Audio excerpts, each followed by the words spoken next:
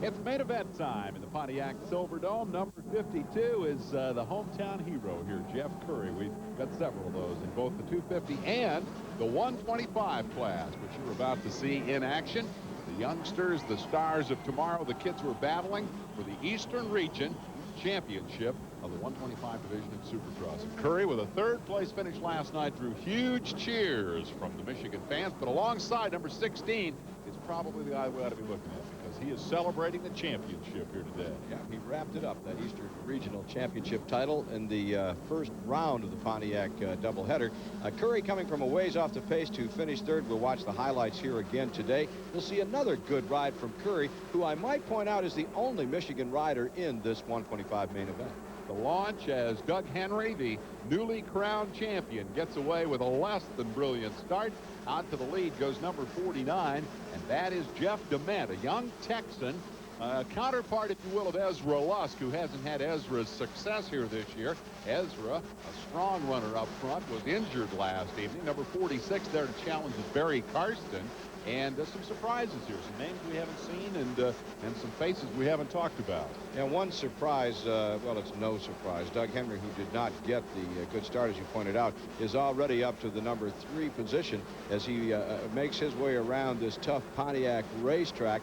Still on the opening lap, he's going to take over the number 1 position. Then he's going to turn around maybe once or twice and wave at the rest of the field and put one more main event win in the bag for the champ. You suppose he thought about riding the 250 class today? Would they have had a motorcycle? No. As a matter of fact, he did think about riding it, and he told them that's what he wanted to do, and they said, thank you very much. We don't have an extra 250. There was the pass. He's in the number 1 position. That was shortly after the green flag, signifying all systems go on the lap.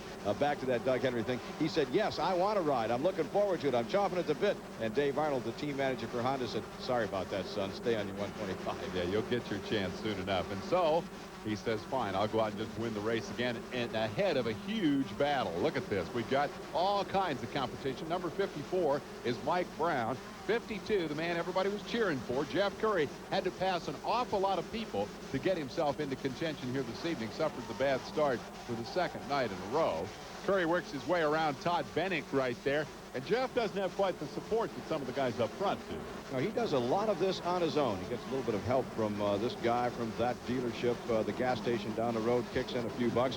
But this is truly a privateer effort, and he's making the most of it as he goes around Barry Karsten, or to the inside, I should say, of Barry Karsten. Meanwhile, on the other end of the stadium, a little misfortune for last year's Rookie of the Year, Tim Ferry. Your basic bloody nose.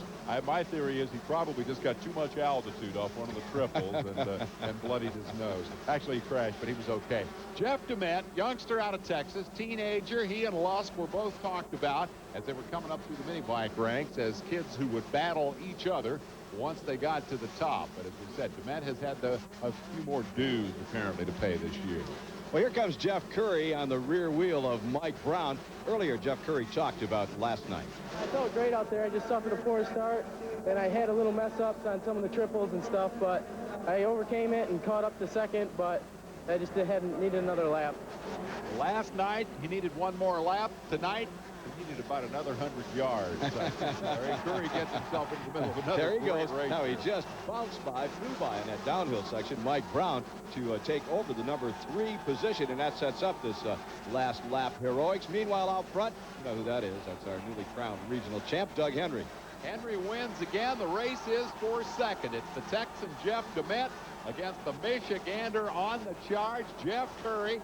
He's about a bike length behind, and the crowd, see him in the background, on their feet, whooping, hollering, cheering, whistling, screaming, stomping, and none of it's helping because he's stuck there behind DeMent. Can't find the line to get around. He gave it everything that he could possibly put together. Look there, drew alongside and actually had a wheel out front, but had the wrong line to make this charge to the checkered flag. Well, he got around him just fine 10 yards after the finish. And so the local boy continues to make good. It's Henry, DeMent, Curry, Brown, and Yezik, your top 5, taking them down through 10 spots. In the 125 main, John Dowd, Chad Pedersen, Barry Karsten, Jeff Pastana, and Jimmy Eichel. Doug, you wrapped up the series last night. Is this all fun and games now, racing out here? It's good experience for the 250 class. You know, I was out there riding as hard as I could the whole time because I know the 250 class is going to be tough. Is it easier to race when there's no points involved? Yeah, a little bit easier, you know. When I was coming into the race, you know, Honda kind of wanted me to take it easy, but I kind of wanted to race my own race, and it seemed to work out good. We kind of did both things. I kind of rode easy, but I, tried to ride my own race. Doug Henry, the newly crowned series champ. Ezra Lusk didn't ride tonight. Injured last night. He'll challenge Chad Pedersen for second spot in the series finale at Indianapolis next weekend. And we'll be back with the 250 main event right after this.